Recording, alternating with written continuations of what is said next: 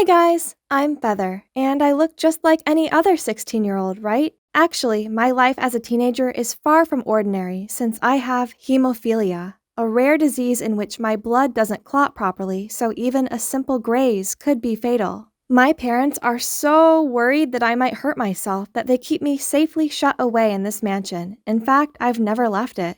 Money isn't a problem to them as they own this massive energy corporation, so to compensate for me not being able to go outside, they make sure I get anything I ask for. My giant playroom is cool, right? Not only that, but I also own a dressing room with hundreds of cute Lolita outfits. And an enormous pantry full of my favorite snacks that I can enjoy at any time. You see, there's honestly nothing to complain about, except I suppose it does get a bit lonely sometimes. Until one morning, I was woken up by a screeching noise coming from downstairs. Are you kidding me? Do you want to burn my throat with this or what? What's going on here? I went over to the living room and was stunned to see a girl sitting way too comfortably on our couch. I was still trying to figure out who she was when she suddenly said, "You, standing at the door, get me another glass of cool water. Now." Taken aback, I instinctively went to get her water. Then the girl finally looked up and seemed startled to see me. "Oh my, I'm terribly sorry. I thought you were just one of the maids." Turns out she's Katie, the daughter of Mr. and Mrs. Forger, the two scientists that are collaborating with our family's corporation. My parents arranged for them to stay here to facilitate the research on the upcoming project. When I told her about my life and condition, she seemed really surprised. "Oh, Feather, it's as if you live in your own tiny world. There are already flying cars out there, and they've just invented time machines too. You're missing out on so much." "Really? How come no one told me about this?" "I'm just joking, silly. Whoa, you weren't kidding about not leaving this place, were you?" Then she started telling me about some of her favorite things to do in the outside world, such as watching the latest movies in the cinema, going to the mall where she could actually try things on before buying them, or attending all the fun festivals. It all sounds so cool. We chatted for ages, then I showed Katie around the mansion. Her reaction when seeing my dressing room and the playroom was seriously priceless. From then on, I spent lots of time with Katie, but my favorite part about being around her were her stories about school, where she got to learn new things and make a lot of friends. Seeing my excited expression, Katie immediately suggested that I talk to my parents about maybe letting me experience it myself. Actually, it doesn't hurt to try, right? So at dinner, I gathered my courage to say, "Mom, Dad, I want to go to school. I understand that you're worried for me, so Katie will come along to protect me. Right, Katie?" "Oh, yes, that's right. Feather is in good hands, Mr. and Mrs. Adams." My parents seemed very hesitant, but after a whole lot of persuading, they finally agreed with conditions. We'll join the most prestigious school in the state and have our own chauffeur. As for Katie, "To avoid any incidents occurring, I suggest you get rid of the long nails and jewelry, Katie." We went back to my room after dinner, and I just couldn't hide my excitement. Yes, we'll get to go to school together soon. What should I prepare? What would you recommend? But then I noticed Katie staring in sorrow at her newly done set of nails. "I'm so sorry, Katie. Is there anything I can do to make it up to you?" "It's okay, Feather. What matters is that you're able to go to school, and I'm so happy for you." It's bedtime anyways. I'll head back to my room now. I'm so lucky to have a friend like her. As I was indulging in my thoughts, a familiar voice startled me. "Hey, I heard you two are going to school. Are you sure it's safe? Katie doesn't seem all that trustworthy." "That is none of your business. You're just jealous that I've made a new friend while you're still lonely, aren't you?" In case you're wondering, this guy is Liam, the butler's son. He was my childhood best friend and used to come to the mansion every day for homeschooling and to spend time with me. But we had some petty argument and I hadn't seen him since. Well, at least not until now. He was about to ramble about something else, but I slammed the door in his face. I wasn't going to let him ruin my mood. What I need to think about is my school day that's coming up. Oh my, it's so exciting, I really can't wait. We are going to Edgewood High today. So I decided to wear my favorite Lolita dress as Katie suggested. Oh, I almost forgot, Mr. Freddie. He's been my best friend since childhood, and of course he had to come along with me on this big day. Katie also said I should try introducing him to everyone. That would help me make new friends faster. Such a brilliant idea. Whoa, we're finally here. Hey, Katie. How do we find our lockers? Hey, Katie, when is lunch? Hey, Katie, do you know who's going to teach us? Oh my God, Feather, stop asking. Everyone's staring. I didn't even notice. It's probably because we're new. Hi, I'm Feather. Or maybe it's because of your extravagant outfit. Before I could say anything, someone spoke up. That's a lovely dress. Oh, you're right. They do seem to like my dress. I waited for everyone in the room to settle, then confidently introduced myself. Hi, everyone. I'm Feather, and this is my best friend, Mr. Freddy. As soon as they saw Mr. Freddy, everyone burst out laughing. I didn't know what was so funny, so I just awkwardly laughed along. After class, I asked Katie why our classmates laughed earlier, and what she told me was unbelievable. They were making fun of me. It's so sad to know, but I guess not everyone can be as nice as Katie. She also told me to dress down next time to attract less unwanted attention. It's a bit upsetting, but I guess I'll have to do what's best. So I listened to Katie's advice and ditched the OTT dress. Just like she said, people actually stopped staring at me. Here, hold this. You look really good holding books. Huh? That sounds kinda weird. But it's fine though. She probably wanted my help but was just too shy to ask. After the morning classes, I went to buy a bunch of lollipops, and that might look odd to Katie, so I let her know about how lollies are my special anxiety remedy. People here seem to be quite judgy, which got me a bit uneasy. You want one? Aw, poor you, but no thanks. By the way, I'll have lunch with David today. You know, the cute jock in our math class. So you're on your own this noon, okay? Then she quickly left without waiting for my response. I didn't know having lunch alone was so boring. Everyone has their own group, except for this one guy wearing a hoodie and a mask. Hi, can I join you? But he didn't even reply, just stood up and moved to another seat. Did I do something wrong? Feeling the anxiety taking over, I immediately took a lollipop to calm myself down. And it's doing a wonderful job at making me feel better. But suddenly, someone snatched it out of my hand. I chased after him, but slipped on someone's foot and fell hard on the floor. Panicked, I burst out crying, and I heard the guy that took my candy say, Feather the toddler. Then everyone laughed at me again. Luckily, a guy spoke up. Stop this nonsense. What are you going to do if she's injured? Oh wait, it's the weird guy from lunch. He checked on me to make sure everything was fine, then quietly went back to his seat. I didn't even have the chance to ask for his name before the teacher came in. This guy was so strange, but there was one thing I didn't understand. Why was Katie also laughing? Back home, Katie came to find me in the playroom, and I questioned her about the incident earlier, and she quickly apologized as she thought they were just joking. She then suggested going shopping and offered to buy me something to cheer me up, and so I agreed immediately. We went to the mall the next morning, and I had the best time. We had iced coffee and some delicious pudding. Katie also got me an adorable little hair clip, and so I bought her a bunch of new clothes in return. We were about to head home when Katie said, Hey, Feather, I have a cousin whose sneakers are falling apart. Would it be okay if you helped me get him a new pair? Of course, anything for my best friend. Making my best friend happy was the most wonderful feeling in the world. I'm so grateful to have such a lovely person like her to come into my life. But then the next day, I walked into class to see Katie being all lovey-dovey with the boy who took my lollipop. So that's the David that she mentioned, and on his feet were the brand new sneakers that were supposed to be for her cousin. Why is he wearing the shoes I bought? Then Katie pulled me outside and explained profusely. Feather, calm down. The shoes were too big for my cousin, so I gave them to David. I didn't lie to you, I promise. Fine. Please just don't let me see him wearing them again. I felt really bad since Katie seemed really sad after hearing what I said. At that moment, David approached me. What's up, toddler? You got a problem with my new kicks? I froze in fear.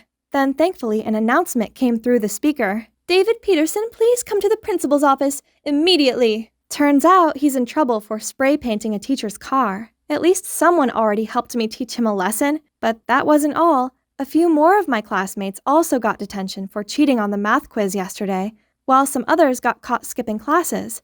It was such a crazy morning. It's as if someone was trying to play the hero here. Finally, it's lunch break. Hoped things would be better in the afternoon, but... What is this? A poster of me?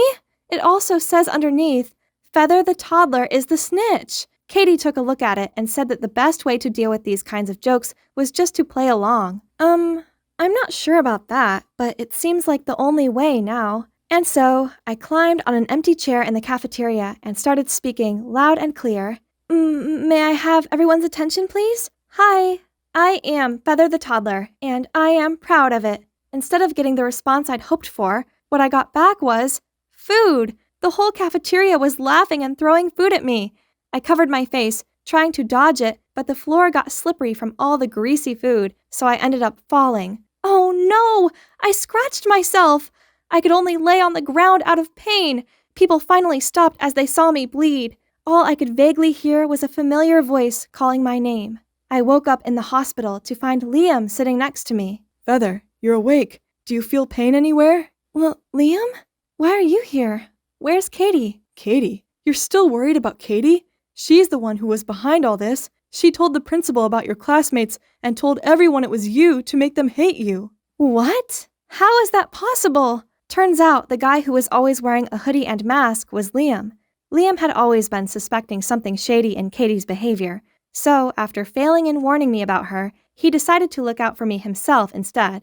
I cried and tried to hug him despite the pain on my arm. Then, Liam showed me a shocking video of Katie talking trash about me to everyone. Oh, why was Feather carrying my books, you ask? It's because her parents work for my family's corporation and she'll do anything I tell her to as long as I give her some money.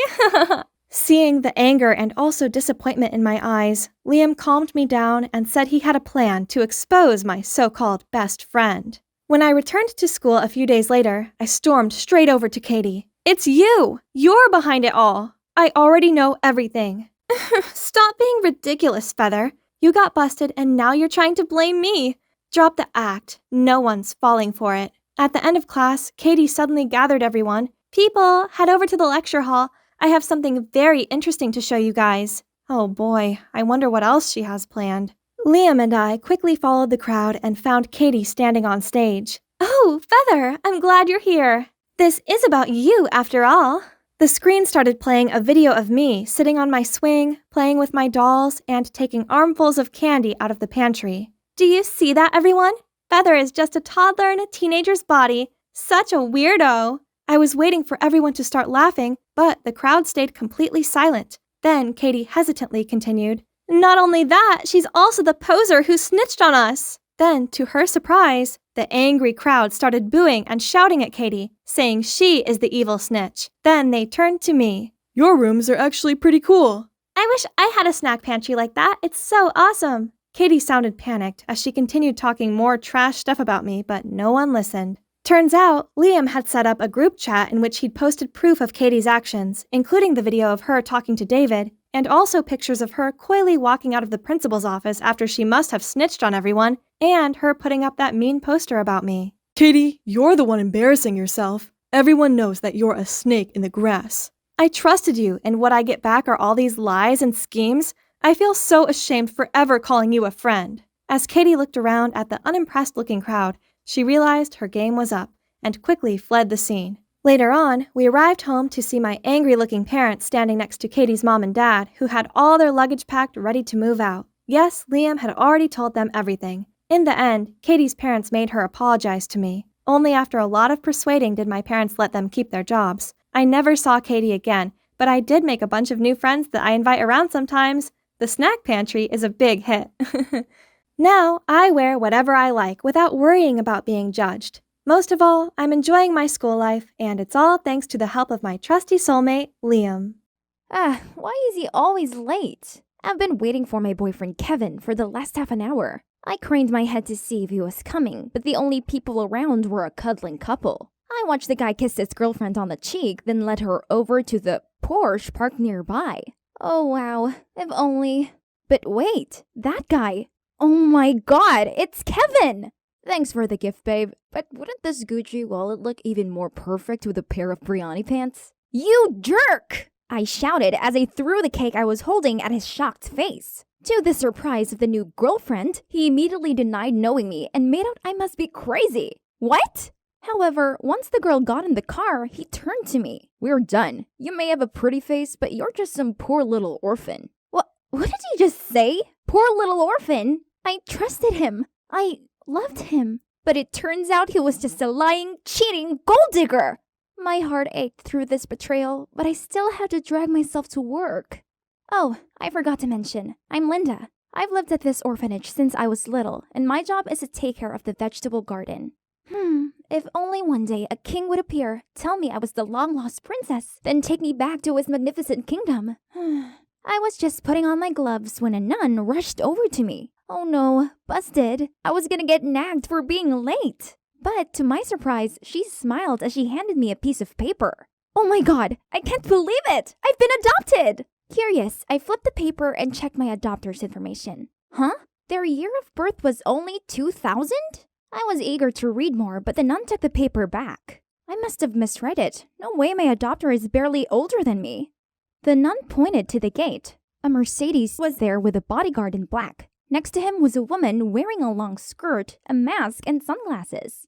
Is that the person who adopted me? Am I finally going to be a rich mistress living in the big castle with my millionaire parents? Well, yep. I'm now sitting in this expensive car with my adoptive mother. I was so excited. But the whole ride, she didn't say a word. And this weirdness continued until we stopped in front of this incredible mansion. As soon as we entered the place, a maid hurried over and bowed to us. Only then did my foster mother turn to me, take off her sunglasses, and say, "Hi, Martha. Welcome to your new home, my daughter." Oh, she sounds so young. So she must really be born in 2000. But this girl, who's just my sister's age, just called me daughter? That's so weird. This definitely would take some getting used to. Then Mom told the chauffeur to start the car as it was time for my makeover. Wow, another car? Huh? Isn't that a limousine? This was insane. And boom, here I am at a luxury beauty salon. I didn't know what half of these shimmering, expensive-looking products were. I let the beautician do her thing and boom again. When I opened my eyes, a stranger stared back at me. Wow, with his curly blonde hair and layers of makeup, I looked at least 5 years older. Oh man, goodbye my cool blue streaks. Before I could complain, my new mom handed me an outfit. Wait, what is this? This dress is super tight and short. I feel like an Egyptian mummy in it. As for these high heels, ugh, how could anyone walk straight in these things? But seeing my mother's satisfied eyes, I tried to force a smile. I'm a noble lady now, and this is just how we dress, right? Finally, dinner time. I used to think that places like this only existed on TV. Oh, look at these numbers. One meal here costs more than our monthly expenses at the orphanage.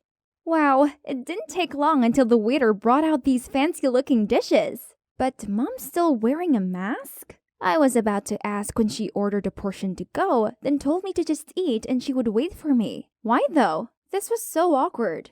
Why was she so insistent on keeping her mask?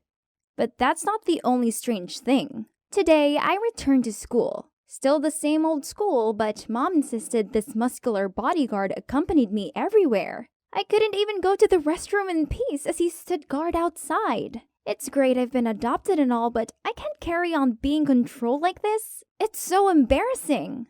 I have to negotiate with Mom. So I made her some squash soup to break the ice. I knocked on her door a few times, but no response. So I opened it, intending to leave the bowl on her table when suddenly someone held my wrist. It was Mom. She looked at me with scary eyes. "How dare you enter my room without permission? Where are your manners? I made some soup for you and I forbid you from entering my room again. I will not repeat myself on this." Okay, geez. Why was she so sensitive about it? I wonder what she was hiding there. So, that was a failure, and I still have this living statue following me everywhere. It's lunchtime, yet thanks to him, no one would ever sit with me. I needed to escape him before his presence suffocated me. What should I do? Finally, after overhearing some students mention that the vending machine had run out of orange juice, I immediately asked the bodyguard to get some for me. Ha! I'm sure he won't find any even if he dug up this whole school. Success! How great it is not being supervised by that giant rock of a guard. I was in the field joyfully chatting with 2 of my friends, but I didn't even get to finish my story before the bodyguard showed up again. Great, now you've scared my friends off. There he goes again, being all silent and still. Ugh, this was so annoying. I need to set up a date to apologize to my friends about that incident. And of course, we have to finish the gossip we were talking about. But how could I possibly avoid my bodyguard? Aha! I just sneaked out of the kitchen's back door, and there's only this fence left between me and freedom. Oh no, the stupid alert system! The bodyguard was rushing toward me, but thankfully I made it through. But then, oh snap. Before I could process what was going on, Mom was glaring at me and gave the guard an order. Take her back to her room, immediately! As soon as I was tossed back into my room, Mom started yelling. What is this rag you're wearing? Maids, throw this ghastly clothes away at once. From now on, you'll only wear what I allow you to. And you must not go outside without my permission. Is that clear? Then she slammed the door shut. What? Why was she being so unreasonable? I couldn't live like this. I needed to talk to her. I barged into her room but didn't see her anywhere. I took a look around and noticed a picture of a girl, but why does she look exactly like me? Who is this person? What's happening here? Mom angrily sprinted towards me and grabbed the photo frame. I tried to take it back, and as we were pulling about, I quickly took a chance and snatched her mask. Surprisingly, her wig also came off. Oh my god, Martha looks exactly like me! Except there's a mark on the side of her face. Martha, what's going on? It took a while for her to calm down and tell me everything. Turns out she was due to marry her dream man, but then she was diagnosed with hypochromia, a condition that affects red blood cells and can result in skin pigmentation. She worried if her fiancé found out, he would cancel the wedding. Then she found a picture of me that my orphanage posted on their fan page. Stunned by how similar we looked, she came up with the idea of asking me to replace her on her big day. What? How dare she use me like a tool? I was about to leave, but then she got on her knees and started sobbing. Please help me. I must marry him. Then you can go home. I have lots of money. You can have as much as you want. Please, this marriage is everything to me. I'm truly in love with him. Martha looks so pathetic. I couldn't leave her alone miserable like this, so I agreed to help her. She then shared her Instagram account with me so I could contact her fiancé. So I went on my first date with this man called Elias, wearing a Bluetooth headset connected to Martha's. 5 minutes had passed and he hadn't noticed I was a fake. That was a little strange, huh? Is there something on my face? Why are you staring at me like that? Oh, sorry. It's just you look even more appetizing than this beefsteak. And you're far prettier than the last time we met, Maddie. Every time I set eyes on you, I feel myself blossoming. Ugh, I know. It was a cheese fest. But hey, I was just doing my part here. Then suddenly, Elias sighed and gave me this sad look. My dad is seriously ill and is in the hospital. Right now, we're in a very difficult financial situation. At this rate, I don't know if the wedding will go as planned. So, it would be great if you could help me. Yes, of course. I will help you. Don't worry. Oh boy, what a simp Martha is. As soon as I delivered the line, Elias immediately got up and said he must go to the hospital to take care of his dad, leaving the bill to me. Something about all this seems fishy to me. The next day, I waited for Elias at a cafe. He was late and rushed in, looking all flustered. Honey, did you wait long? You have the money, don't you? I gave Elias the bank card and a small gift box. I wanted to cheer you up, so here's a little something extra. Yeah, Martha had begged me to deliver this gift box to him by hand, saying that his family situation must have stressed him out tons, so she wanted to comfort him. What a rich people thing to do. Oh, a Rolex! Pumpkin, thank you. This watch will surely go well with the Valentino shirt. What a pity I don't have one yet. Wait, I think I'd heard this somewhere before. Oh my god, he sounded exactly like that douchebag Kevin. Was he just using Martha for her money? I decided to pry further and find out. Is your dad better? I would like to visit him. Which hospital is he in? Elias looked confused. He fidgeted with his watch, unable to meet my gaze. My dad's fine. You really don't need to visit him. So you don't have to worry about the hospital bills anymore, right? Oh, no. I haven't paid his bills yet. I can't... I'm just kidding. Of course, it's yours. Now I'm sure he's no different than my gold-digging ex. I couldn't let this guy continue to take advantage of Martha. I went home and told her right away, but she refused to believe me. Stop talking nonsense. Now, take this cake to him at once. He must be so exhausted after looking after his sick dad. This would be a sweet surprise for him. I struggled to carry the huge cake to Elias's house. Then I saw him standing there arguing with another girl. I should have broken up with you a long time ago. My fiancé is much richer than you. I'm begging you, please, change your mind.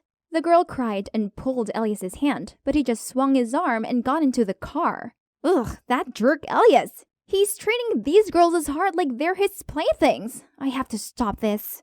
The big day has come already, but before walking down that aisle, I need to get one thing done first. What do you think about this look, huh?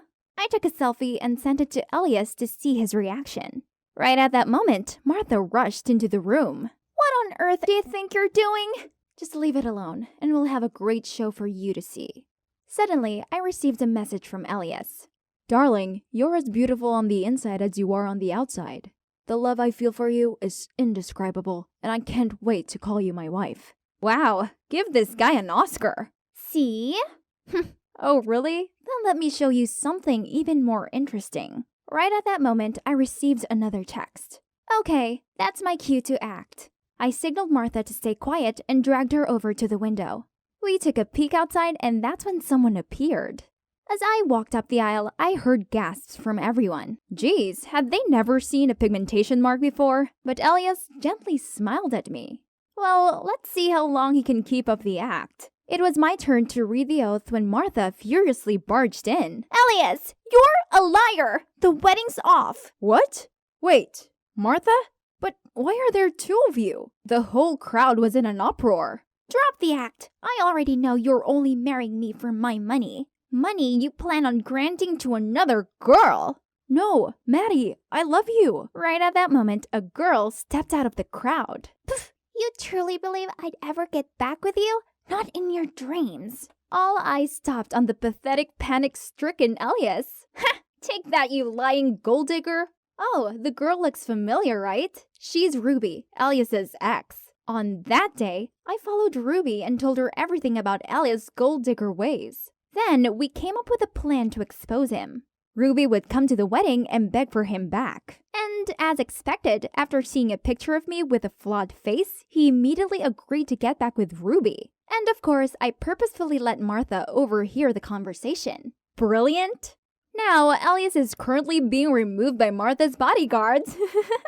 Serves him right. So what happened next? Well, Martha told me about her past. Her parents both passed away and left her a huge fortune. She may have had wealth, but she was lonely, which is why she acted impulsively around Elias. We both learned that love is precious, and it's also worth the wait for someone who loves us unconditionally.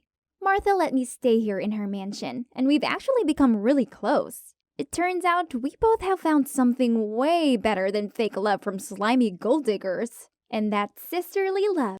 Hey there, I'm Eevee from Georgia. So, I look like a regular teenage girl, right? Just you wait till you see what I can do. Kids these days are so rude and unruly. I blame the parents. There's just no discipline anymore. See, they don't even respect their principal. But no big deal. I know just how to handle them. There we go. Just a few words and the class immediately went silent. What is this, Mrs. Gardner? That trip was all we've been looking forward to for months. Thanks to everyone's disruptive behavior. Well, to be exact, thanks to the actions of you, 25 out of 300 students, no one has anything to look forward to this year. Okay, then go on, ma'am. Punish us. But why drag the whole year group into this? Other classes will definitely not leave us alone after this. Nobody likes being punished. That's why it works. Now, let's see what your peers make of this, shall we? The whole class was buzzing with, so unfair, abuse of power, wicked witch. Oh my, these kids, always full of energy. Go back to your seats and write an apology letter to Miss Helen, along with a promise to never misbehave again, or else. All of them reluctantly sat down. And there we have it. Oh my god. Who are you? It's just that These unruly students need to learn a lesson for getting Mrs. Helen so exhausted that she ended up in the hospital. And so you just decided to mimic me? Well then, please inform your mum. We will have a talk about this. Here, tomorrow morning. I glumly walked home as slowly as possible. As soon as I walked through the door, Mum was glaring at me. Yup, my mum is Miss Helen, the kindest homeroom teacher ever. However, the kids in her class made her life a misery, which led Mum to get high blood pressure and end up in the hospital. I just wanted to help her, but instead, I just managed to make things worse. Hi, Mum. I'm sorry, but I don't regret what I did. Mum started lecturing me about how it was bad enough that Dad had left and her students were rebellious without me acting like a crazy person. Crazy person? She means the times when I copy the people I want to be?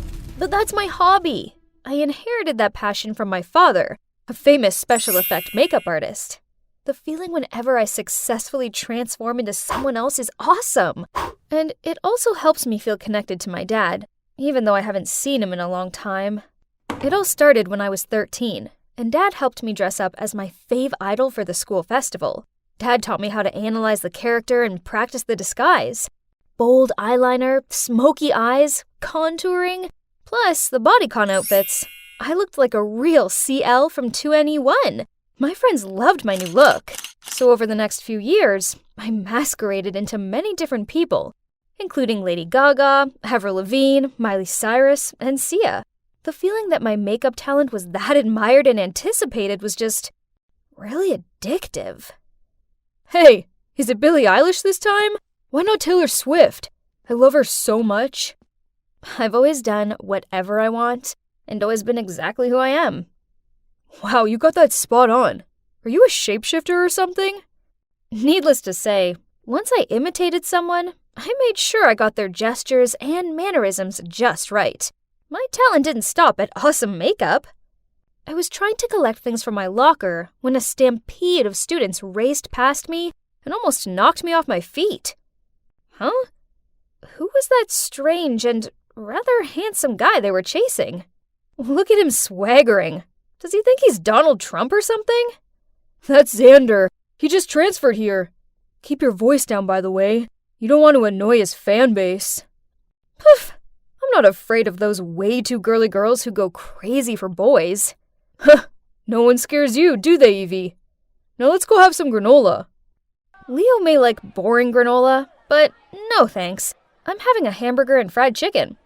Billie Eilish is not the type to turn down delicious food for health freak nonsense. Oh, there's that obnoxious Xander again. But this time he's all over Kayla, the snooty hot girl from my class. A boy approached me asking to take a selfie with me, then suddenly I heard a scream. What do you think you're doing?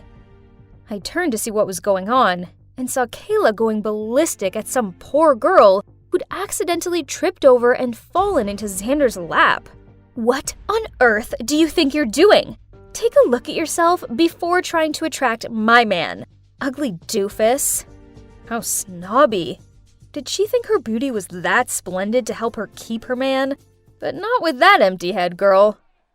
After a few days of research, I showed up at school looking just like Kayla. I'd perfected everything, from her blonde hair, makeup, clothes, walk, and voice. Honestly, this time I was quite nervous. Dressing up as someone I actually knew was always extra scary, especially when her friends were walking over. Wow, that dress is so chic. You really are the fashionista of our school, Kay. Come on, Xander's waiting for us on the sports field. Please, do you think I really want you around? I'm just taking advantage of you. And you keep following me around like a pet. It's so tragic. Are you crazy? I know you like Xander too. I see the gooey looks you give him. When I'm done with him, I'll consider giving him to you. I walked away, leaving the girls freaking out. But I didn't say anything different from what Kayla thought, though. Right? If only she would be so frank with her friends. Now let's get to the main target. Thinking about him gave me goosebumps. I'm busy, bae. Go hang with your friends for now. He was playing Call of Duty on his phone. I was here to break up with him, but hang on a minute. This guy had skill. I want to have a go. Since when did you know how to play this game? He looked kind of touched that I was showing an interest. Okay, I'll wait until after this, and then we will split up. I looked for Leo, but he didn't even recognize me. Poor him. He'd been searching for Billie Eilish since morning. While Leo was complaining, he helped me quickly remove my makeup, so I could go back to looking like me before anyone guessed what I'd just done. From that day onwards, Kayla's friends cut her off, so she could only cling to Xander. And from my point of view, he seemed to be tired of this clingy girl. Now even her look made him sick, huh? The time has come. I put makeup on as Kayla again and found him. I want this bag. Don't try to trick me with a fake one. Okay, as you wish. I want you to give up COD. That way you can only stay by my side. Okay, I'll follow you all day. I want to throw a party and invite the whole school. Your task is to get everyone to gather around me like they used to. If you can't do that, we'll break up. Deal. But I see everyone likes you. Right, Eevee? Holy mother! Did he recognize me already? But since when? I have to acknowledge your talent. If only you hadn't shown me your charm, you wouldn't have been exposed. Well, Kayla looks like a picture, but a dull one compared to you. You have such a good eye. However, you're no different from her. Miss Helen is your mom, right? Don't be surprised. I'm a better observer than you think. Just like you. I know that Kayla was the instigator of the disturbance in the class that sent your mom to the hospital. I already apologized to your mom for Kayla's behavior. And if you want to know why I did that, it's because I have a big crush on you. Oh my god. I didn't expect things to turn out this way. But, okay. Taking it as a slap in the face for Kayla on behalf of my mom, I still agreed to date him. The next day, I showed up again at school as Ariana Grande, simply because I wanted to. But this time, I also played another role, Xander's girlfriend. As usual, every time I dressed up as a new character, all eyes were on me. But this time, it was more epic when I walked side by side with the hottest guy in school. When Leo saw that I was with Xander, he rolled his eyes at me, then walked off. Then Kayla walked around the corner, saw us together, and started shouting at me. How dare you steal my man? You're just some pathetic wannabe. Xander took my arm and yelled at her. Eevee's creative, sweet, and really funny. I want to be with her. I like her. Kayla's face dropped. Then she pointed her finger in front of him. How could you do this to me? I will get you back for this. Then she huffed off. Xander looked at me and asked if I was okay. Then he invited everyone to a party at his house that night to celebrate the fact that I was now his girlfriend. Was he serious? But whatever. It would be rude to say no, right? So that evening, I went to his party. To my surprise, Kayla was already there, so I flirted with Xander to annoy her further. Then suddenly, Xander leaned in close to my face, which made my whole body feel hot. What was happening? He was going to kiss me? But then he whispered in my ear, "You haven't told me how you feel about me yet." You were looking forward to this answer, weren't you? But before I could reply, Leo appeared out of nowhere, grabbed my hand, and dragged me out of there. Ugh! What on earth are you doing? I'm the one who should be asking you that question. What on earth were you going to say? That I have feelings for you too? This whole thing is a setup between Xander and Kayla to humiliate you. Lucky for you, I arrived just in time to overhear Kayla talking to her friends about this dirty plan. Are you done talking? Do you really think I'd fall into their trap that easily? I already know their dirty tricks, and I was about to tell everyone what jerks they are. But then you showed up and ruined my plan. I don't care how clever and perfect your plan is. How long are you going to continue this tiring game of dispute? They think just because they're both hot that they can treat everyone else like they're puppets. Well, I've had enough. Eevee, you're better than this. I don't like this revenge-seeking version of you. Can you please just stop it and go back to normal? Leo walked away in a huff and left me out here alone in the street. I stormed home and took off my makeup. Why was Leo so mad at me? I did nothing wrong. The gentle Leo I knew never had gotten mad or even went against my will, and was always the most enthusiastic supporter every time I imitated someone. What had gotten into him? I called him continuously, but Leo turned off the phone. Ugh. I felt so alone, it was horrible. Then I heard a knock on my door. Mom peered her head around it. Seeing me upset, she came over and cuddled me. It felt good having her comfort me, so I ended up blurting out everything to her. It sounds like Leo was just worried about you. But as for Xander and Kayla, they're not worth your time or effort. Don't become someone you're not just to get revenge on people who don't deserve you. But suddenly, I heard rustling outside of my bedroom window. Then Leo poked his head through it. If you're not tired, then keep copying. You keep following me around like a pet. Go live your own real life. Mom and I both laughed along with him. Then I hugged Leo and told him I was sorry. It's true that pretending to be someone else is exhausting, and I must admit I was wrong to use Kayla's name to sabotage her relationships. Tomorrow, I'll find her and apologize, even though I don't want to, but I have to find a way to end this peacefully. Then, I can focus on just being me for a while, without any of the drama. 98, 99, one more to go. And 200,000 followers! It looks like I'm making quite an impression on the world. Hey, you're looking at the hottest beauty and lifestyle influencer of Park Springs High School. Beauty and brains? I have both.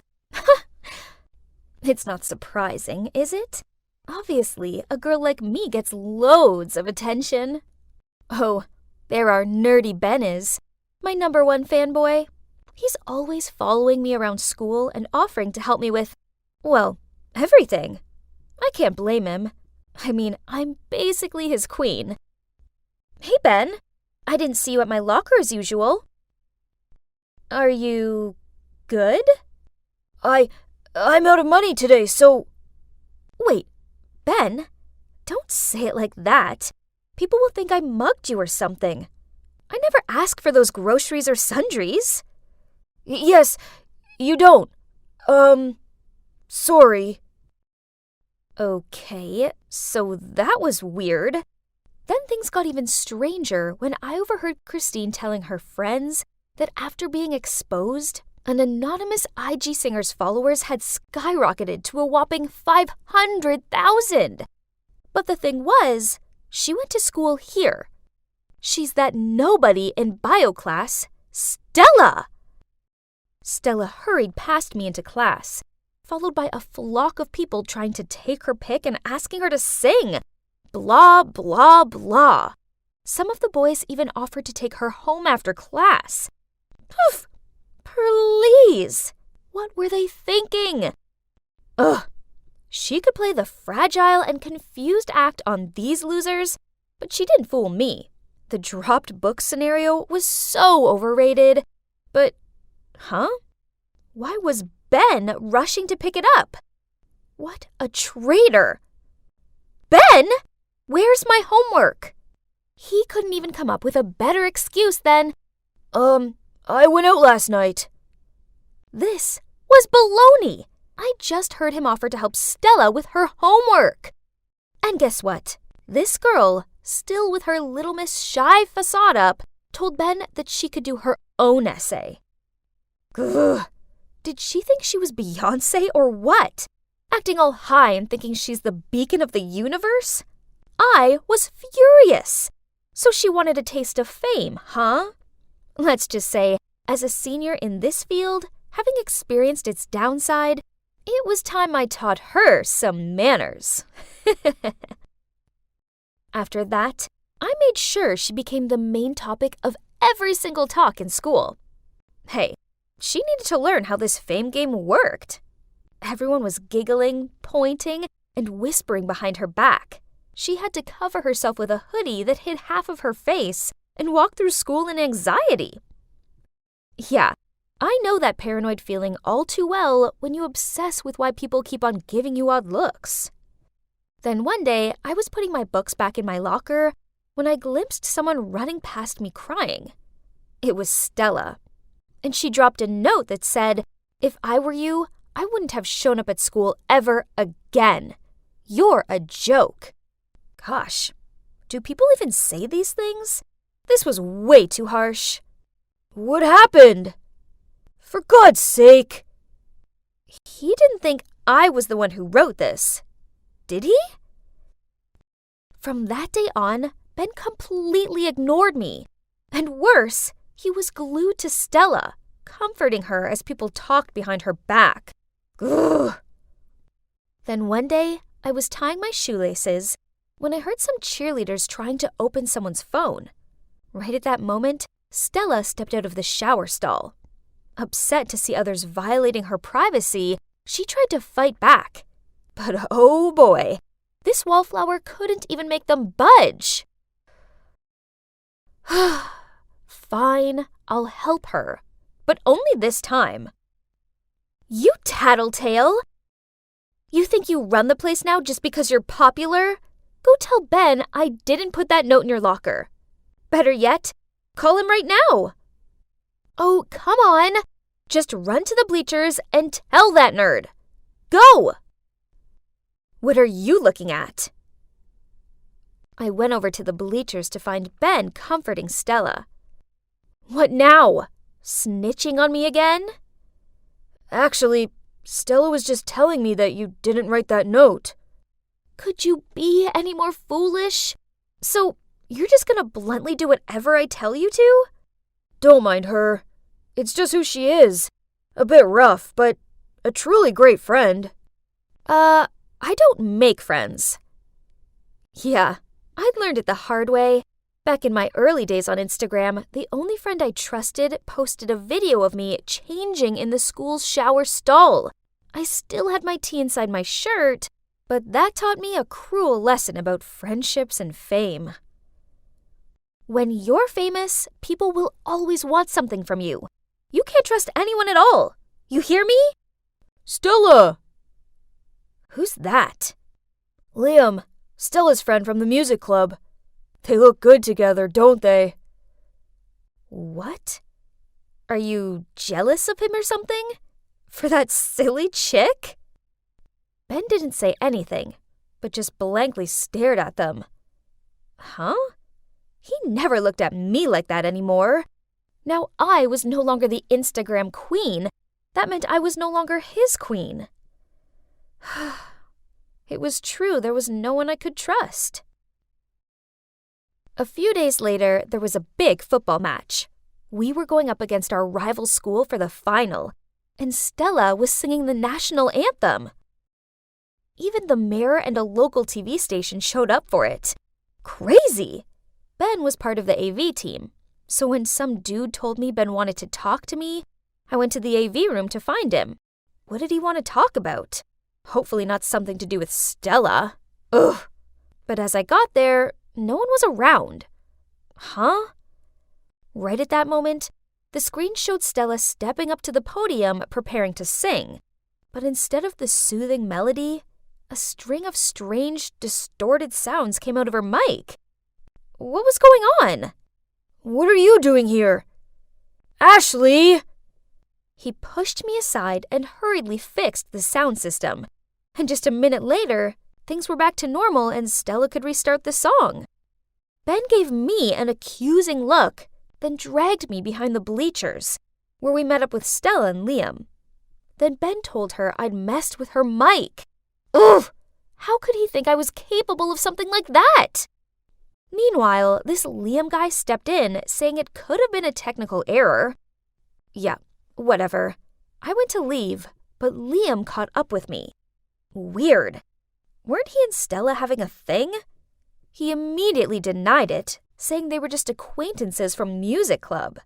But I've been wanting to get closer to you for a while. You're the true Instagram queen, not Stella. Whoa, this guy was a top-class jerk. Just a minute ago, he had his hands wrapped around Stella, and now he was trying to leech onto me.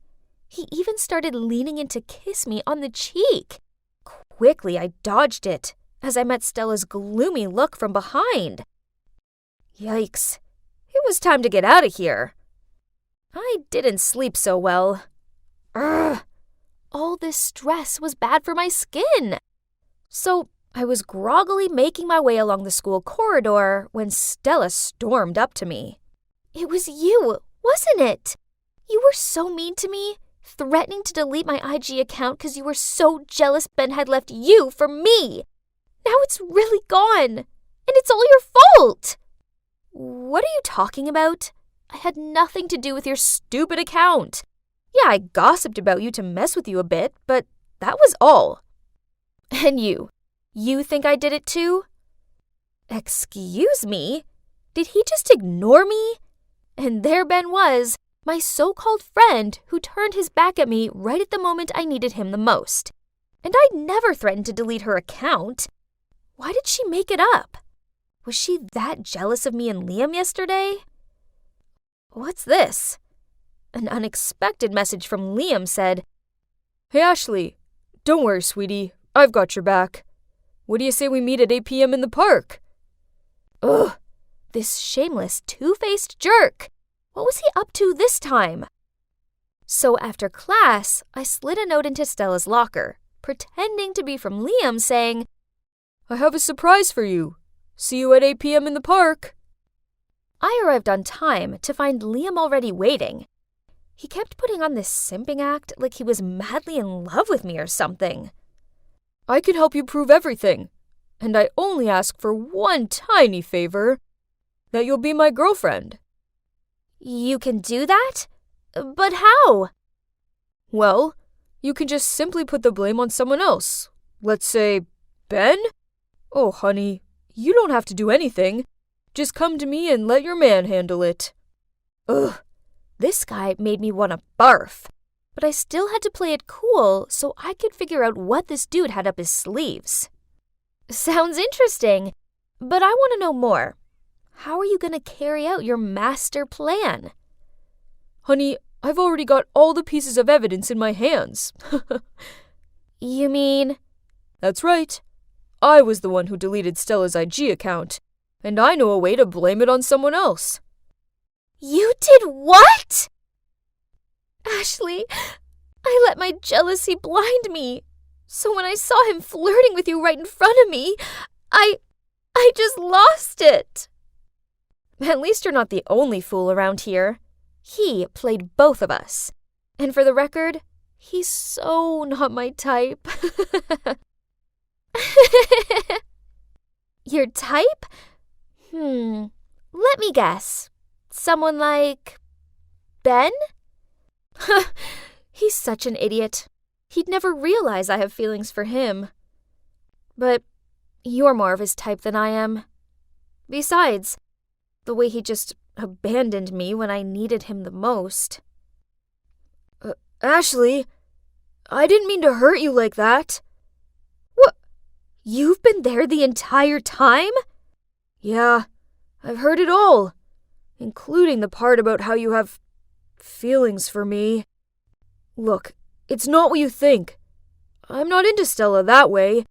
The thing is, I saw her singing at a coffee shop and realized right away she's my favorite anonymous singer on Instagram, so I sort of revealed her identity online.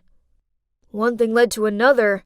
I felt so guilty I just stayed by Stella's side and accidentally pushed you away. And it's not that I don't trust you. After you left, I tried to convince everyone you didn't do it, but they didn't believe me.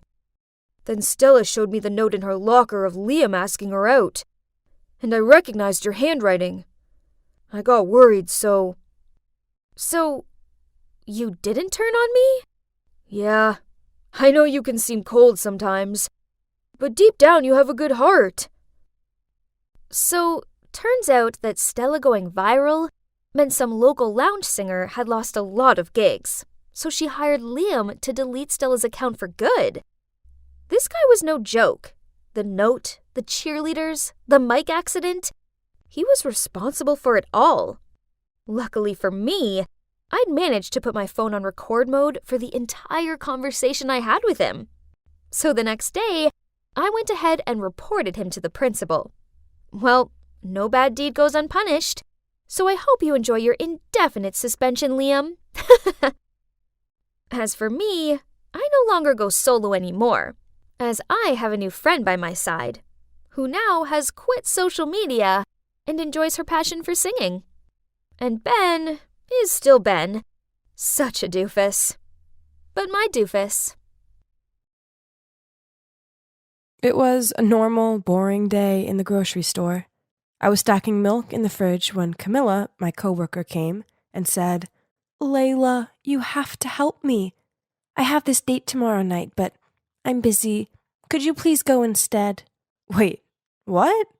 I don't even know your date. Besides, I have a boyfriend. Lincoln, remember? Then she began explaining to me about this dating service, and she assured me it was 100% legit. It was mainly lonely men who just wanted some company. All I had to do was talk to them, and of course, there was a strict no hugging or kissing policy. At the end of the date, they'd pay me. No thanks. No way I was gonna do that. After my shift, I went home to see my landlady lingering in my doorway. She started yelling at me that I still owed her 5 months' worth of rent, and if I didn't pay it by the end of the week, she'd kick me out. I begged her to give me more time, but it was pointless. My God, what to do? Where could I get that much money on such short notice? Oh, wait a minute. What about Camilla's dating service? It looks like I was out of choices, so I called her and agreed to go on the date. So here I am, on my weird date night. I put the most basic dress I could find on. Oh boy, I sure felt nervous. I have no idea what to say and how to act. Oh, that must be him. My God, Camilla! How could she forget to mention that the guy was in his 50s? People would think he's my sugar daddy. Ugh! Keep it together, Layla. I couldn't back out now, as my home depended on it. So, I slowly approached the man. At first, he looked surprised. That figures. I mean, he was expecting Camilla. I explained the situation to him, and he wasn't mad or anything. He just smiled at me, and we started chatting. He's called Mr. Hall. He lost his wife 2 years ago, and ever since then, he's been feeling lonely and needed someone to talk to. So that's why he started using this service. He was actually pretty easy to talk to, so the night quickly went by without any problem. After the date, he handed me an envelope and told me how grateful he was to me for listening to his burdens. I was itching to go home and open the envelope, but then he started going on about his heartbroken son. Suddenly, he was asking me if I'd talk to him. Obviously, I refused as this was a one-time thing to help out Camilla. Besides, I have a boyfriend. Speaking of which, he'll be so furious if he ever finds out about this. The next day, I paid the landlady 2 months' rent and assured her I'd have the rest with her soon. But to my shock, she just scowled at me and forced me to pay all at once. Well, guess where I am now? In a cafe, waiting for Mr. Hall and his son. Ugh. Oh, there he is. And that must be his son. Geez, could he look any more annoyed? Hi, I'm Layla. Nice to meet you. Save it. I'm only here because he forced me to. So just let's get it over with. Layla, thank you for coming. This is my son, Leon. Please don't mind his attitude. Then Mr. Hall left us alone. Man, Leon was hard work. Any questions I asked him, he just shrugged or snorted. Then, when he finally spoke, he sarcastically said, "So, Layla, I hope the money's worth it." What? How rude! Then he continued, "You must be desperate. Don't you feel ashamed of yourself?" Ugh! He was the rudest person I'd ever met. But, yes, I was desperately in need of money. So I took a deep breath and started telling him about myself. When time ran out, I said goodbye to him and left. What an unpleasant experience, but at least that was the end of it, right? Wrong, as Mr. Hall asked me to meet him several more times. Who was I to argue? I mean, I needed the money. But Leon was getting on my nerves, as all he did was slouch in his seat, slurp his drink, and say nothing. So, it was down to me to do all of the talking. I began telling him all sorts of things, about my past, my family, and friends, and even about my future plans. And Leon just sat there listening to everything, supposedly. Luckily, it finally ended, and Mr. Hall paid me so I never had to meet Leon again. Because the last few weeks had been taken up with dating Mr. Hall and his son, I hadn't seen much of Lincoln. So, at the weekend, I invited him over to mine and cooked for him. We were sitting on the couch hugging while watching a movie when Lincoln said, in a serious tone, "Layla, we need to talk." But then suddenly my phone rang. It was Mr. Hall. I quickly rushed to the balcony to pick up. He wanted me to be Leon's +1 at his eldest son's wedding, and he was willing to pay double? Ugh, that sounded awful, but besides rent, I also had to pay for college fees and food, and my measly income from the grocery store didn't come close to covering it at all, so I reluctantly agreed. When I returned inside, I asked Lincoln what he wanted to tell me. He hesitantly said that he had to go on a business trip for 2 weeks. Well, maybe it was for the best, so I could go with Leon without worrying about my boyfriend. Ugh, I felt so guilty. I swear this would be the last time I was going to do this. Leon arrived to pick me up, and as soon as he saw my dress, he insisted I couldn't wear such an ugly thing. Ugh, he was so rude. I told him I had nothing else suitable, so he drove me to a dress boutique, then told the staff to bring the most beautiful dress in store to try on. Oh my, it was stunning. I was overwhelmed when I saw myself in the mirror. Well, I definitely looked amazing in it, and Leon must be thinking that too, 'cause he couldn't take my eyes off me. It's such a shame I can't afford it. But then before I could stop him, he went ahead and paid for it. How frustrating. I was sitting in the church waiting for the wedding to start, while Leon flirted with some girls. Thank God Lincoln wasn't like that jerk. Then everyone went to their seats and the wedding began. The groom walked to the altar in this luxury-fitted suit. Man, it must be so nice to be rich. But is that Lincoln? My Lincoln? Our eyes met, and he looked as shocked as I did. But instead of running to me and explaining everything, he just ignored me and continued with the wedding. I had to watch them saying their vows, exchanging rings, and kissing. I thought I was going to faint any minute now. Then at the wedding reception, Leon dragged me over to Lincoln and introduced me as his girlfriend. Awkward overload. And soon, some pretty girl distracted Leon again, so he chased after her. Then Lincoln immediately pulled me over to the stairwell. "Why are you here with my brother? Were you cheating on me this whole time?" "Seriously? What about you? I'm not the one who just got married." "Let me explain, it's not what it looks like." Right at that moment, Leon appeared and asked why we were here talking. I muttered out some story about trying to find the bathroom. Then I told Leon I had a headache and asked him to take me home. This was so confusing. How could my perfect boyfriend now be married to someone else? He kept on texting me saying he wanted to meet up and talk. I guess I needed to at least hear him out. The next day I met him at the museum, where we had our first date. So, his wife, Sandra, is the daughter of an affluential businessman who owns one of the biggest corporations in town. Lincoln's family company is in big debt, so his dad forced him to marry Sandra in order to save the company. Believe me when I say I don't have any feelings for Sandra. It's just business. I only love you. Please don't leave me. I promise as soon as the company is back on track, I'll file for divorce. Yeah, I know you probably think I'm crazy, but I still love him too. Besides, if the marriage is only temporary so he can save this family business, then that's understandable, right? He kissed me goodbye and left. But after that, Lincoln changed. Every time I texted and called him, he told me he was busy and would call me back. But he never did. I guess married life was preoccupying him. As if this wasn't frustrating enough, I had to put up with Leon. He kept on appearing at my place and bothering me. One time he showed up drunk, complaining about his ex-girlfriend, who'd just married someone else.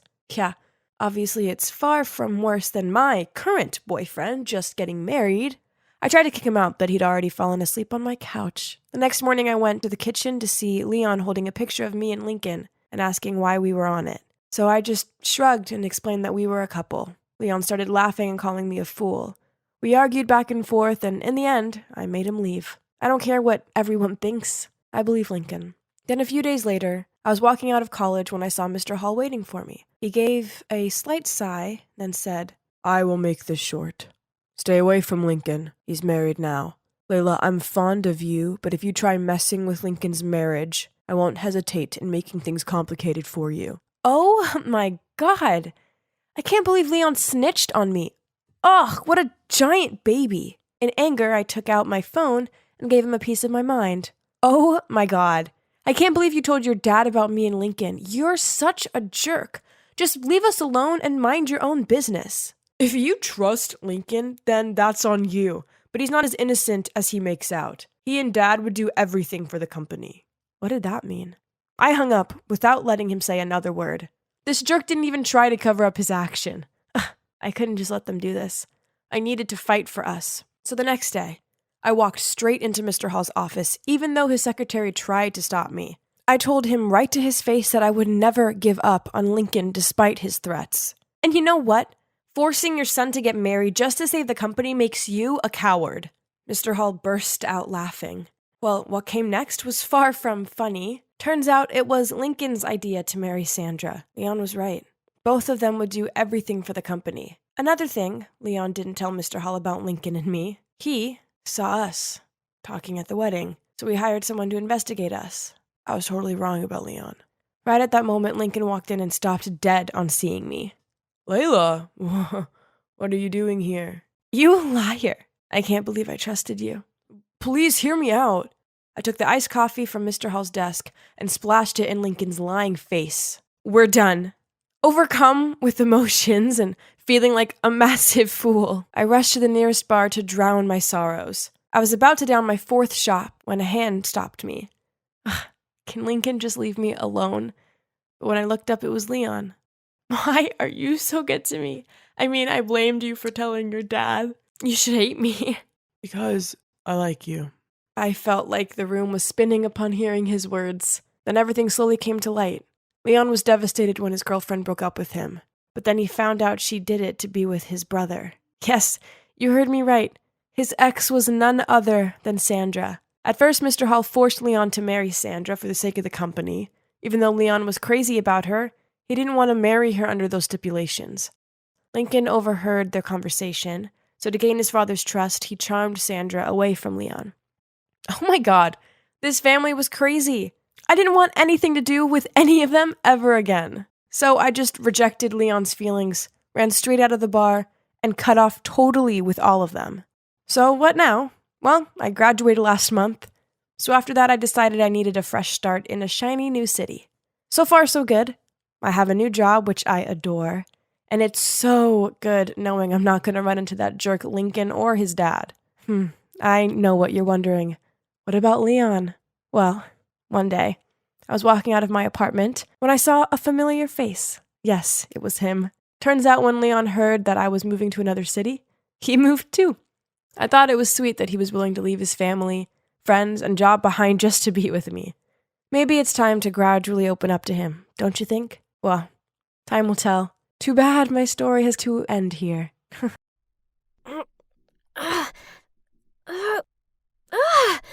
Why did this fence have to be so high? Oh no, that didn't sound good. It was time to get out of here. But, I seem to be stuck. Suddenly, a security team was blinding me with a flashlight and telling me not to move. Not that I could anyway. They dragged me down. Then the next thing I knew, I was being pushed into a chair and interrogated by security guards. But all they got out of me was silence. A few minutes later, Mr. and Mrs. Langston showed up. Yeah, they're the wealthy couple who owns this mansion. They're the people that I was looking for. I suppose I did owe them an explanation. I'm sorry for this disturbance, but it's not what you think. I saw your job advert for a housemaid, and I wanted to apply, but the guard said I was too young and refused to let me in. The thing is, my dad has a rare heart condition, and if he doesn't receive treatment soon, then chances are he won't make it. I really don't have any other choice. So please can I have the job and also 6 months salary advance? Right at that moment, A girl my age fell into the room, peered at the Langstons, then started laughing. Carla, this is not acceptable. Aren't you ashamed of your appalling results for the Francis Academy entrance exam? You should be studying hard to redeem yourself, not out partying at this hour. This Carla girl just rolled her eyes at them, then wobbly walked off. I noticed Mr. Langston comforting his wife, who seemed to be in much distress at the girl's inconsiderate behaviors. So this must be their daughter then. They sure seem to take her education seriously. And she applied to my school. That gave me an idea. You know, if you want to improve Carla's academic performance, I can help you. They both gave me skeptical looks, so I showed them my academic records and told them how I was a valedictorian and had successfully scored a scholarship at Francis Academy. On hearing about my achievements, any apprehensions they had soon faded. And so, they'd come up with a plan, a risky one. They would pay for my dad's hospital fees until he fully recuperated if I took on the identity of Carla and flew to South Korea to study at an international high school there, while Carla would take my place and enroll at Francis Academy just as they wished. This deal sounded like the answer to my prayers, but I knew it would be tricky. Pretending to be somebody else in a completely different country was beyond my understanding, so I agreed to do it, but only on 2 more conditions. First, a guardian must be present, who would take care of all my paperwork and stuff. Second, after I completed the deal and returned, the Langstons had to help me get into my dream school, the prestigious GBA University, obviously. They gave it a thought, then shook my hand in agreement. It looked like we had a deal! The next thing I knew, I was in an elite neighborhood in Seoul, Korea. Whoa! Talk about luxury! So this was what it felt like to be born with a silver spoon in your mouth. Mr. Preston dropped me off at school and repeatedly told me not to draw attention to myself. Blah, blah, blah. Oh, by the way, Mr. Preston is the Langstons' lawyer, and according to the contract, he's also my guardian. He seems oh so serious, but I guess he's okay. Whoa, this school looked so modern. The architecture was a work of art all in itself. I wandered around the endless corridors and tried to find my class. Everyone seemed quite friendly, and the class president, Minjun, even gave me a guided tour. All the students' outstanding paintings, photos, and models were displayed all across the campus. Countless classrooms of different subjects, from science to art, just made me gasp in awe. I was admiring the artwork when suddenly Minjun blurted out, Sorry, I've got to go. Miss Lee is looking for me. It'll only take a few minutes, so wait here for me, okay? Then he rushed off. So I lingered around the hall. That's when I spotted a group of girls nearby. I recognized the one from my last class. I'm sure her name was Isabella. I was about to walk over to greet them when I realized they had this one girl cornered and were making fun of her hairband. Ugh! Where did you get that horrid thing from? I suppose it must have come from some thrift shop or something. I heard that's where poor people shop. Ugh, this whole thing disgusted me. They outcasted someone just 'cause she didn't come from ridiculously rich households like them. I knew that poor girl's feeling all too well. I'd gotta help her. But I didn't want to get anyone's back up and draw attention to myself. What could I do? Ah, got it! Hey, the teacher's coming. I'll stall her for you guys. Run! My plan worked a treat, as Isabella and her friends nodded at me, then rushed off. I then went over to the girl asking if she was okay. Get away from me! She flinched me off her and then ran off. Huh? I was only trying to help. As I turned around, I saw Minjun looking at me. A bit impressed, I think. He told me that the students here were divided into 2 groups. 90% are rich, and the remaining 10% are poor kids entering under scholarships. Most of the students are quite friendly to each other. Well, except those I just witnessed. Isabella's part of the rich kid group, who think their upbringings make them superior to others. She's often mean to the 10% group as she believes they don't deserve to be here. And as you can guess, that girl they upset, she's called Susie. She's in the 10% group, and she's the smartest student in our year. What nonsense! School is school. We're here to study and should all be treated equally. Too right, new girl. I knew there was something different about you. The next day, when class was over, Isabella tapped on my shoulder and thanked me for the warning. Then she asked me to join her group for lunch. I was about to politely refuse when Minjin appeared and asked me to join him. Phew. Thanks to Minjin, I had an excuse to quickly flee the scene. However, I did look back and see that Isabella was giving this offended look. After that, Minjin and I started hanging out more. We soon became close friends, and we both decided that the dynamics around here needed to change. So, we set out to help the 10% Club. One lunchtime, Isabella and her clan purposely bumped into this boy, causing him to spill food all over himself. While they laughed and pointed at him, I rushed over there, took the food, and slammed it onto Minjin's face. Minjin immediately understood my intention.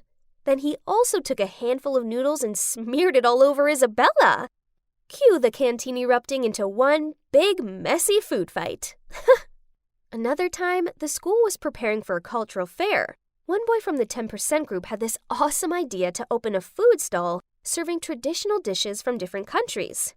Everyone agreed, apart from, yep, you guessed it, Isabella and her snooty besties. Such a peasant. Too used to working as a waiter to serve others, huh? I winked at Minjin. Then we stayed behind and secretly wrote Isabella and her friends' names on the list of participants and submitted it to the teacher. Now, they had no choice but to serve food at the super crowded fair. The funniest part was they finally got a taste of their own medicine when the 10% group made the most of ordering them around and complaining. Ew, this ratatouille is too bland. Add some more salt. And this milk tea is too sweet. Start a new batch with less sugar. I have to admit, I was enjoying watching the mean kids squirm. But I guess my enjoyment hadn't gone unnoticed, as afterward, Isabella approached me. Those peasant kids aren't at the same level as you and I. I suggest you put more care into who you choose to associate with, or you could end up being treated like they are. Whatever.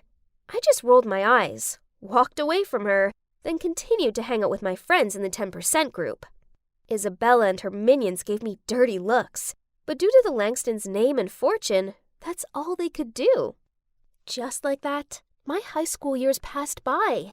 I had some great friends. And guess what? Yep, I was now dating Minjin. I loved being here in South Korea, and I'd even grown fond of Preston, who, despite being a grumpy gut, now felt like family to me. I mean, don't get me wrong, I missed my family back home like crazy. But Dad was getting better now, and we regularly FaceTimed. As amazing as my life was now, deep down I always felt like I was living in a dream. None of this truly belonged to me, and everything would be over as soon as I left this place. And eventually, my last week here arrived. As I was studying for my last ever exam, the SAT, I received a message from an unknown number. I know your secret. Drop out of the test, else I'll expose you. What? Who could it be? I called the number and a distorted voice answered the phone. I begged them to tell me why they were doing this, but they just replied, You don't need to know. Just do as I said.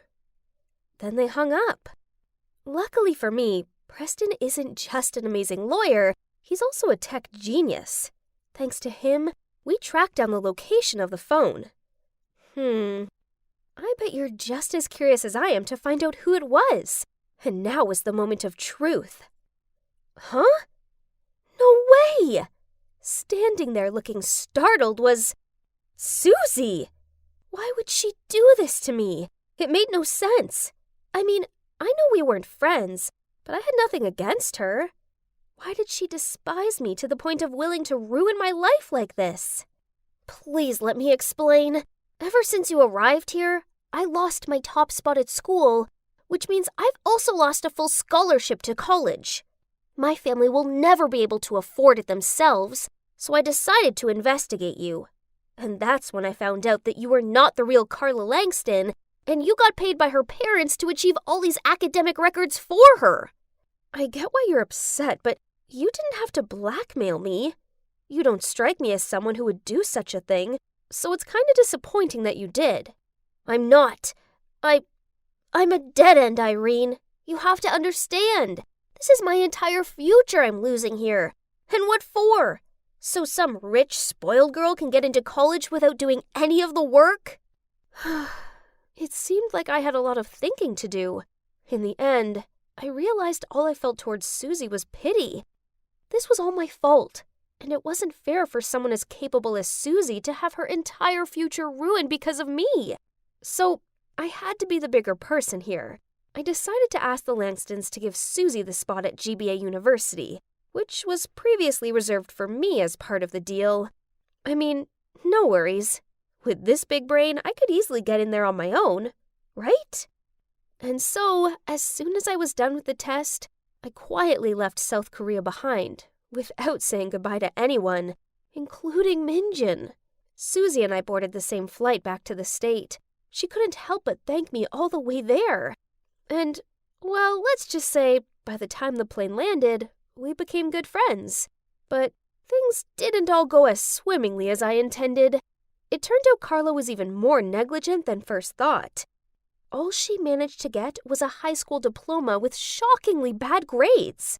These were now my bad grades. My dream of attending a prestigious university was over.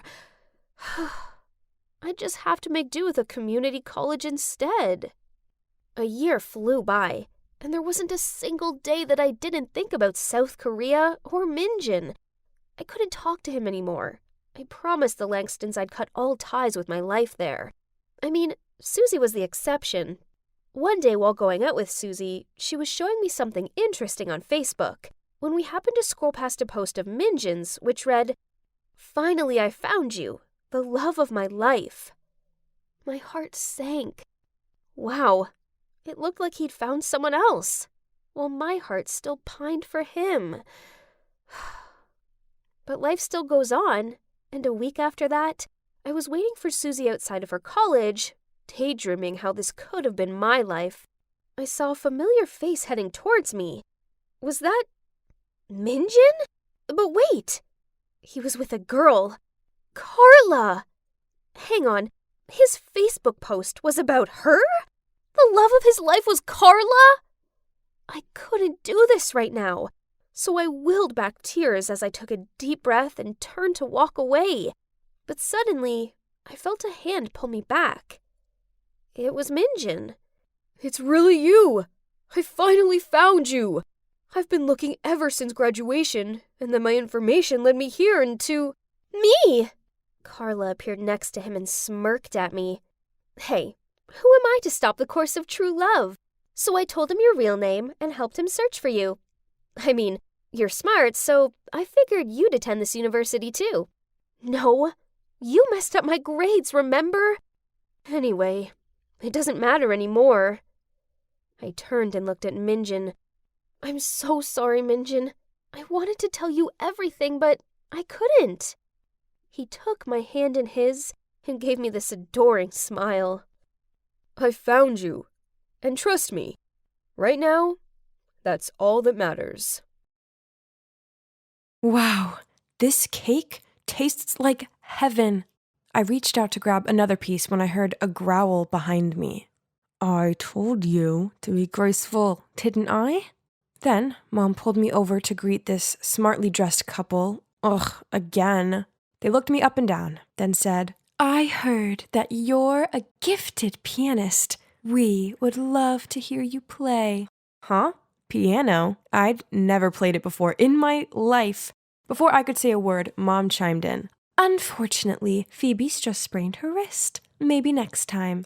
I looked at her confused. Why would she lie like that? Jeez. "Mom, why did you say that I could play the piano?" "Ah, yes. I may have bragged to them that all of my adopted children are excellent." What can I say? All moms boasted about their kids, right?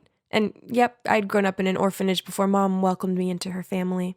This place is pretty grand, huh? I found it overwhelming at first, and ended up getting lost trying to find my room. Luckily, there are plenty of my adoptive sisters around to show me where to go.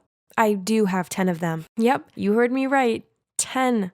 It was as if I had just moved from one orphanage to another, only no more orphaned. And we're all similar ages, which is unusual, as foster parents often prefer younger kids. They said us teenagers are rather stubborn. Not to mention how my adoptive dad is never around. Seriously, I couldn't even tell you what he looks like. So it's just us girls here. I got on best with Collins. She's a couple of years older than me, and we share the same bedroom.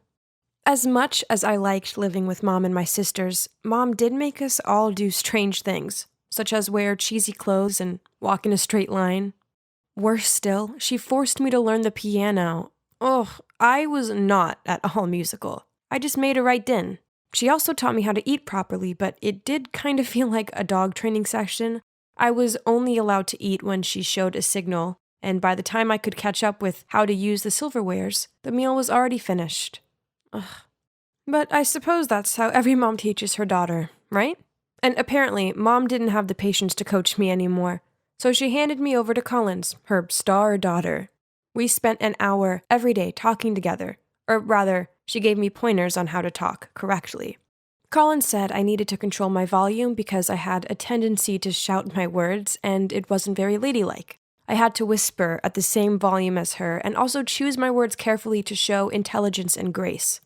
Ugh, maybe it'd be easier if I just didn't say anything at all from now on. Aside from Collins, I didn't have a chance to get to know my other sisters, as Mom made each of us pursue a different aptitude. Then we had to perform for her on our monthly assessment. Mom's overall very gentle and caring, but too strict when it comes to training. So we all have to spend a lot of time and effort in practice. One day I was trying to make sense of the music sheet when I heard Lexi complain, "Ugh, why does Mom force me on this mission impossible? So boring." What? At least ice skating is 1,000 times more fun than the piano. If only. An idea popped into my head. That night, I went to my mom and timidly said, "Mom, I want to switch from piano lessons to ice skating. I can exchange with Lexi. What? No. But why? Lexi doesn't even like ice skating. Well, it's because I can see potential in each one of you, so it's impossible to switch." Frustrated, I went back to my room and began whining to Collins, but she thought that it wasn't a big deal. Mom knows what's best for us. Well, that I'm not too sure about, yet we didn't even get to go to school. As Mom said, her homeschooling was enough. While I only found her method rather strange, I've dreamed of this perfect life with an amazing mom, but Mom was never very affectionate. It didn't matter how much we studied or tried to perfect our chosen hobby. She never cuddled or praised us, not even Collins, who's the smartest girl here. I was desperate to impress Mom, so one time I spent ages making this Portuguese appetizer for her, but all she did was take one bite and say it was okay. I asked her if she didn't like me, but she just replied in a growl tone that she was helping us to have a high position in society and a bright life. But I don't need those things. I just wanted her to like me.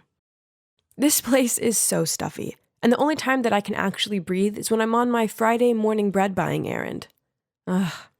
Then suddenly someone patted me on my shoulder, which startled me so much I dropped my stuff. "Hey, it's really you. But is something wrong with you? Why the strange walk?" "The only thing I'm good at is buying bread, but now you've ruined it. See?" Jet stooped down to pick it up for me. He was still as rude as ever, but I still found myself jealous of this free spirit off him. We used to be a perfect match at our orphanage, and quite embarrassing to admit, but I was very naughty back then, and often shoplifted with him. "You could go steal some more. Remember our tricks?" I have to tell you 3 things. Firstly, I've been adopted. Secondly, my adoptive family is wealthy. And finally, I'm being educated to be a noble lady, so no more stealing. That's ridiculous. I also have 3 things for you. I've been adopted too. My parents love me so much. Oh, and they're cops. We looked at each other and burst out laughing. So We were both caught, weren't we? Jet and I sat down on a nearby bench to catch up, and when I poured my heart out about my new family, he interrupted me. Sounds strange to me. Why would they only adopt teenage girls? And what are those training lessons and monthly evaluations for? Then, Jet insisted that he would investigate my adoptive family. That's silly. But anyway, it's fun to reunite with a friend, and we agreed to hang out every Friday after that. And here comes my first assessment. Of course, I couldn't even play a simple melody, so I had to study for 3 more hours every day. My sisters suffered even more. Kinsley was forced to abstain from food because she weighed 2 kilograms more than the standard. In contrast, Willow had to eat continuously at night in order to gain 5 kilograms. If it's to this extent, then it must have not been simply for the sake of the casual boasting of a mom, right? On the next Bread Friday, I told Jet about last week's assessment. He firmly stated that there was a problem with my family. I don't think so, Jet. Mom just wants the best for us. Listen, Phoebe, I think she trained you guys on purpose. Each of you has to be good at a certain subject, just like the shopping orders. Orders? Don't go too far. You know Kobe beef? Cows are made to listen to music, given beer to drink, and massaged, but in the end, you know what the outcome is. Oh no. Is that what this is? Mom always said that she would give us the best life, as long as we worked hard. Were we being tested and stamped like those cows? One day, I came home to Collins excitedly packing her suitcase. Mom said she's taking me to a new school tomorrow. So Collins was leaving? But where? I'll miss you, sis. Text me when you get there? But days passed without a word from her. I asked Mom, and she said that Collins' hard work paid off, and she'd been accepted into a prestigious school, but they had a strict no phones rule. Huh, that sounded sus. So I told Jet, and he insisted I report the case. Another Friday, Jet and I met at a church near the bakery. Why did he choose this boring place? I was looking around when I saw a group of schoolgirls coming out of the church. They all wore the same dull uniform, had their hair neatly tied back in a bun, and all obediently lined up. Then there I saw her. Collins? I was about to rush over to greet her, but the glare of the woman accompanying her scared me off. This was not right. I'd got to ask Collins what was going on. So I grabbed Jet's arm and went after the group. But they got into a black car and sped away. Maybe they chose this church as a place for their transactions. Smart, huh? They put everyone in school uniforms so no one would suspect them. But seeing those faces, I'm sure they're about to be sent to the black market soon. Black market? The thought alone made me shudder. I had to save Collins. I couldn't let Mom get away with this. That night, I tiptoed downstairs to eavesdrop. Okay, I'll deliver her this weekend. Correct. She's 5'7". She can ice skate, cooking and painting. Of course, I have her trained as required. You won't be disappointed. So the deal goes as planned, okay? See you on Sunday. That's it. The next delivery was Lexi. I checked her room and saw her packing her stuff, a beam of innocent happiness on her face. I quickly texted Jet, and he immediately replied, "Just wait at home calmly. Don't act without thinking. I'll figure something out." That night, I couldn't sleep a wink. I was so terrified something terrible would happen to Lexi. So early the next morning, as soon as I saw Mom and Lexi getting in the car to leave, I snuck into the trunk, lay there without making any sound, and sent Jet the location. The car took a long time to stop. Had we finally arrived at the transaction location? When it seemed safe, I carefully climbed out and saw Mom talking to a fastidious-looking middle-aged woman. What did Mom say that made Lexi so panicked that she kept clutching Mom's hand? The woman handed Mom a rather thick envelope, then grabbed Lexi's hand and dragged her away. God, where was Jet? I couldn't just sit still like this and watch my sister being taken away. Let Lexi go! Now! Phoebe, what are you doing? Stop it. You're going to sell us, aren't you? I already know the truth. What on earth are you talking about, Phoebe? Furious, Mom pulled me away. Stop. Suddenly, 2 cops rushed in, ordering everyone to put their hands up. Behind them was Jet, still panting. Turns out they were Jet's adoptive parents. Help me! Mom is trying to sell me and my sister. Seeing that, the other woman quickly explained, "No, there must be a misunderstanding here. I'm just helping Gianna's daughter to enroll at my school." Bewildered, my eyes darted from Mom to the other woman and then to Jet. In the principal's office, I told everyone why I thought my mom was a human trafficker. They all gasped in surprise. I made you practice that hard just because I want you to get in here. the most prestigious all-girls school, so that you can have a better life. I don't want to go to this school anymore, Mom. She told me all about the harsh rules. This place is terrifying. You can't force your kids to do that. You adopted them, so you have to make them feel safe and loved. Miss Gianna, this is a prestigious school, and it doesn't need your scandal. You led me to believe that your daughters were naturally gifted, which now transpires is all lies. I won't accept any child from your family from now on. No, they're my children. They deserve the best. Then she begged the principal to withdraw her decision, but she firmly shook her head. Suddenly, Mom shouted, "Why? I just want them not to suffer like me, so what's wrong with that?" Then Mom burst into tears. It turns out that in the past, Mom was in love with a politician, but he decided it would further his career if he chose to marry a graduate from this prestigious school instead. Mom loved him so much, she continued to be his mistress. But despite being fully provided for by him, Mom always felt that she was inferior to his official wife, especially when he proudly boasted about his smart wife and talented daughters. Then, when she wanted to start her own family, he wouldn't allow it. In the end, she decided to adopt girls and train them to become excellent so that they could enter this school regardless of their background. So that's the reason why she did this to us. I have to admit, I did feel a bit sorry for her. All of this was probably just to ease the pain of her past. But Mom, we don't want to go to this snooty school. We just want you to love us and protect us. I'm sorry. I was wrong. I was only trying to help. I'm sorry. It's all my fault. Then she hugged me. So, in the end, my sisters and I finally have a truly happy family. Mom doesn't make us do any dumb tasks anymore. Instead, she lets us pursue our own dreams and passions. Now we all go to a public school and live out our normal teen lives. It's wonderful finally having an amazing mom, incredible sisters, and my pretty awesome best friend, Jet, all by my side.